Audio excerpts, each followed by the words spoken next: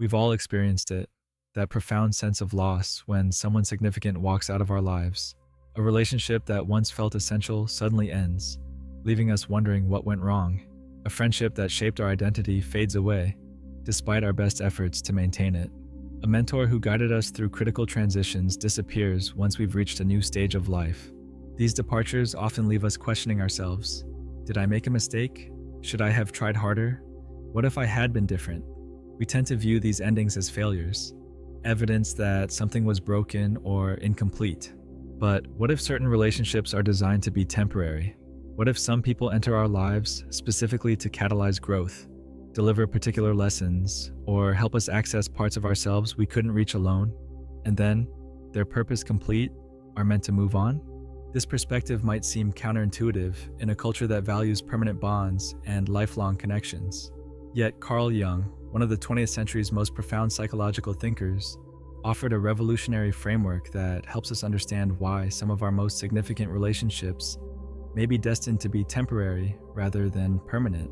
Today, we're going to explore Jung's insights into the purpose and patterns of our connections, revealing why certain people weren't meant to stay in your life, not because something failed, but because their psychological purpose was complete. Understanding this perspective can transform how we view our relationship histories and help us honor the profound gifts that even temporary connections bring to our development. Jung introduced the concept of synchronicity, meaningful coincidences that can't be explained by conventional causality. These aren't random events, but moments when our external reality aligns with our internal psychological state in ways that serve our development. According to Jung, these synchronistic events are orchestrated by the unconscious to guide our growth. This concept applies powerfully to human relationships. Have you ever met someone at precisely the moment you needed their specific wisdom, perspective, or energy? Perhaps you encountered a teacher exactly when you were ready to receive their lessons, or a friend who appeared just as you were struggling with a challenge. They were uniquely equipped to help you navigate.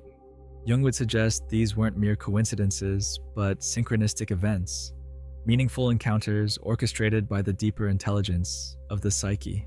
Our unconscious mind, recognizing what we need for our next stage of development, helps create the conditions for significant connections at the exact time we need them. What's particularly fascinating about synchronistic relationships is how precisely they often match our psychological needs. The person who appears might possess exactly the qualities we're trying to develop, challenge us in exactly the areas where we need to grow, or mirror exactly the unconscious patterns we need to recognize. It's as if the unconscious mind is an expert matchmaker, bringing us the connections that will catalyze our evolution.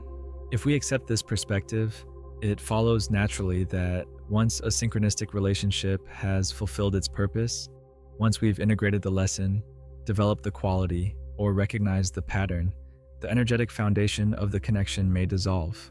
The synchronicity that brought you together was serving a specific developmental need. When that need is met, the relationship may naturally transform or conclude. This doesn't diminish the significance of the connection. Rather, it honors the profound intelligence that brought it into your life at exactly the right moment, and perhaps also knew when its purpose was complete. Jung's concept of archetypes, universal patterns and images that reside in the collective unconscious, provides another powerful lens for understanding temporary relationships. According to Jung, we all carry these primordial images that influence our perceptions, emotions, and behaviors in ways we're not fully conscious of. These include archetypes like the mother, father, hero, trickster, wise old man, and many others. Sometimes people enter our lives because they strongly embody an archetypal energy that our psyche needs to encounter. They may represent the nurturing mother energy we lacked in childhood, embody the mentor archetype we need for guidance at a critical juncture, or manifest the trickster energy that disrupts our rigid patterns. These individuals aren't just people to us. They're living symbols that activate dormant aspects of our psyche. Jung described this as a kind of archetypal matchmaking. Our unconscious, recognizing our need to engage with particular archetypal energies, draws us toward people who embody those energies strongly. These connections often feel destined or fated precisely because they're operating at this deeper archetypal level. The intensity of archetypal relationships can be overwhelming. When we encounter someone who embodies an archetype we deeply need, the connection often feels magnetic, as if we've known them forever. This is because we're not just relating to the individual, but to the universal pattern they embody, a pattern that resonates with something ancient within us. However, once we've engaged sufficiently with the archetypal energy, once we've integrated the lessons of the mentor, healed through the nurturing of the mother figure, or been appropriately challenged by the trickster, the archetypal purpose of the relationship may be complete. The connection, having fulfilled its archetypal function, may naturally transform or conclude. Again, this doesn't mean the relationship was a failure. Quite the opposite. It succeeded so completely in its archetypal purpose that this chapter of your psychological development is now complete, allowing both parties to move toward their next stage of growth. Perhaps the most profound Jungian insight into temporary relationships comes through understanding the mechanism of psychological projection. Jung recognized that we all carry an inner image of the masculine, which he called the animus, and the feminine, the anima, regardless of our gender. These inner figures represent our idealized images of masculine and feminine qualities. When we enter romantic relationships, we often unconsciously project these inner figures onto our partners. We don't see the actual person in their complexity and humanity. Instead, we see our projected anima or animus, our inner ideal given apparent form. This creates an intoxicating sense of recognition and completion. You're exactly what I've been looking for all my life, we might feel, because in a very real sense, we're encountering our own inner ideal reflected back to us. Projections create some of our most intense connections. When we project our anima or animus onto another person, the relationship feels magical and destined. We experience a profound sense of wholeness because we're temporarily able to access aspects of our psyche that have been unconscious. Through the other person, we connect with our own completeness. However, Jung understood that relationships built primarily on projection are inherently unstable. Projections, by their nature, cannot be sustained indefinitely. As intimacy deepens, the real human being inevitably emerges from behind our projected image.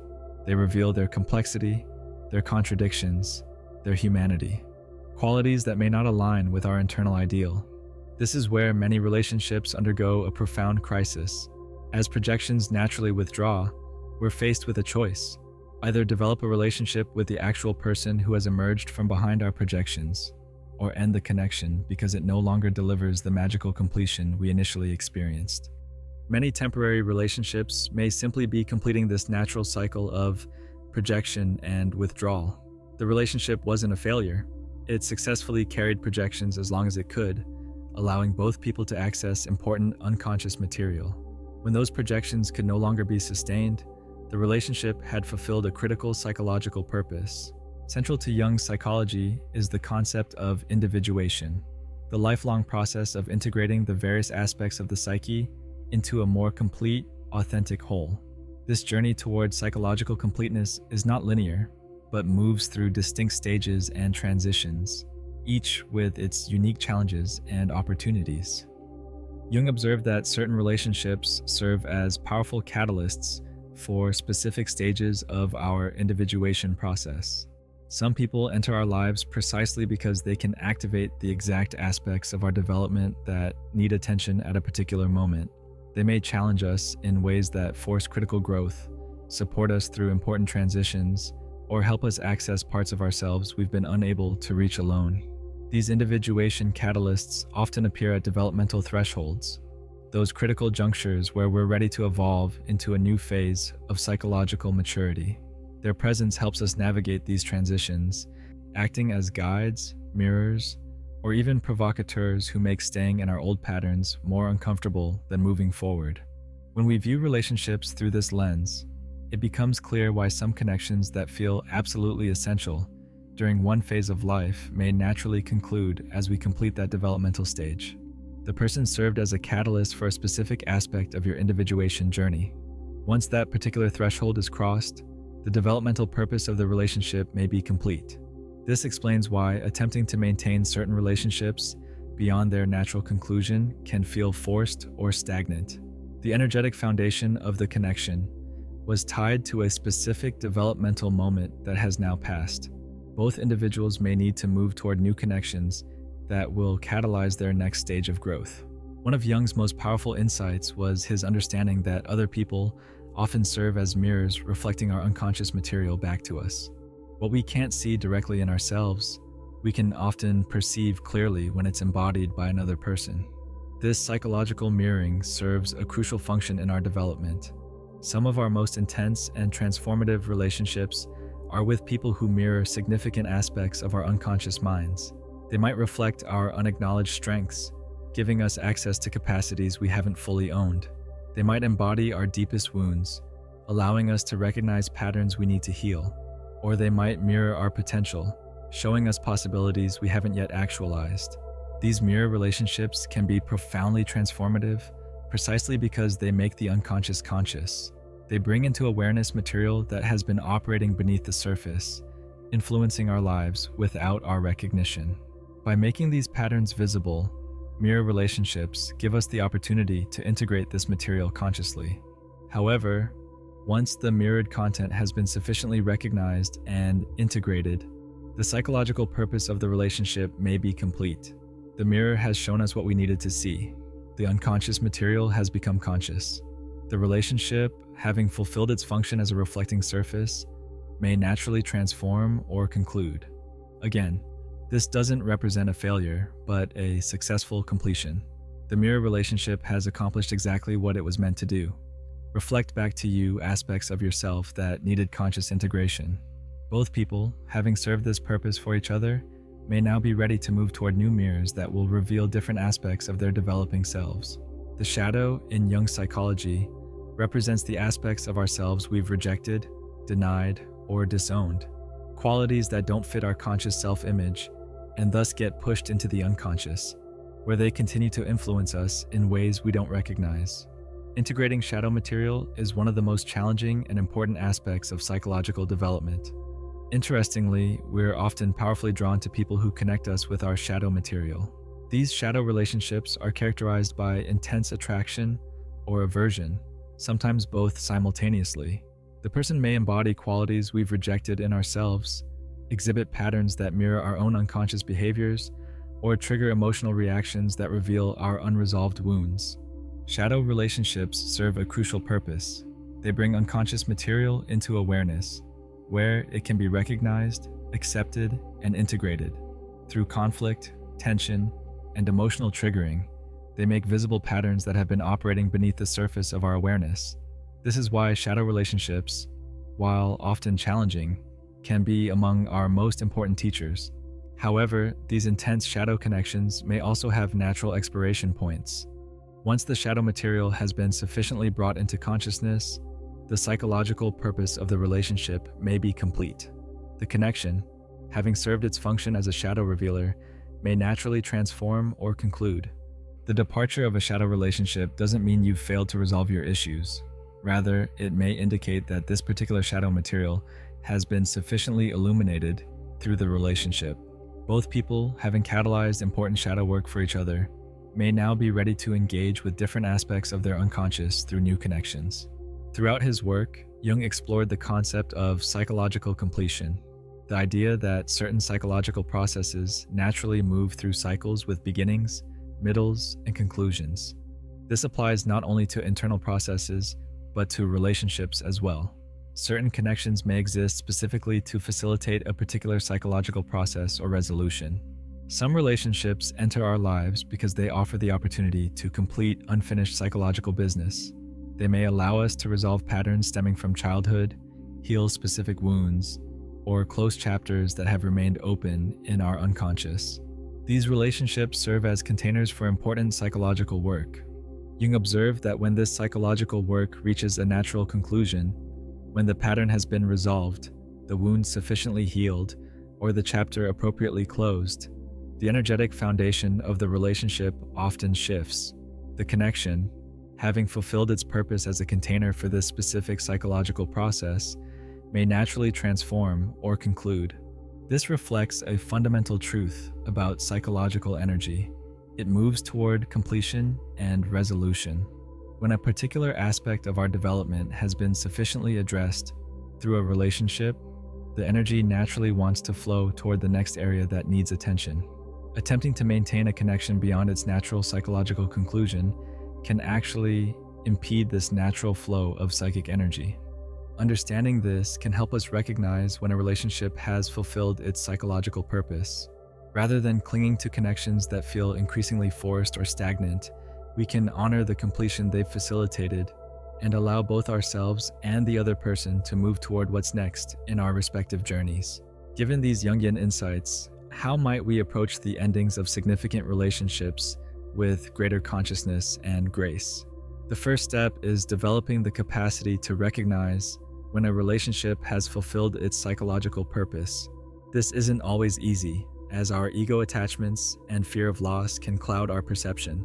However, certain signs often indicate a natural completion, a sense of psychological resolution or closure around the themes that characterize the relationship, a mutual feeling that the intensity or urgency of the connection has naturally diminished, the emergence of new developmental priorities that the relationship doesn't seem equipped to support, a persistent sense that maintaining the connection requires forcing or efforting in a way that feels unnatural. When these signs appear, Jung would advocate for a process of conscious uncoupling, acknowledging the purpose the relationship has served and allowing it to transform or conclude with awareness and respect. This might involve explicitly acknowledging the gifts and lessons the connection has brought into your life, recognizing how both people have served important functions in each other's development, allowing space for grief while also honoring the natural cycle of beginning and completion, releasing expectations about how the relationship should look going forward. Jung emphasized the importance of extracting the psychological essence of significant relationships rather than clinging to their form. The question becomes not, how can I keep this person in my life, but how can I fully integrate what this connection has taught me? True psychological integration means the gifts of the relationship become part of you, persisting even if the external connection changes or ends. This perspective allows us to honor temporary relationships as complete rather than failed. They didn't fall short. They succeeded so thoroughly in their purpose that this chapter of your mutual development is now complete, allowing new growth to emerge. Perhaps counterintuitively, Jung recognized that it's often our temporary relationships that deliver the most profound transformations. There's something about the concentrated intensity of connections that aren't diluted by permanence that allows them to catalyze dramatic growth in relatively short periods. These temporary but transformative relationships often burn with a particular brightness precisely because they are not burdened with the expectation of forever.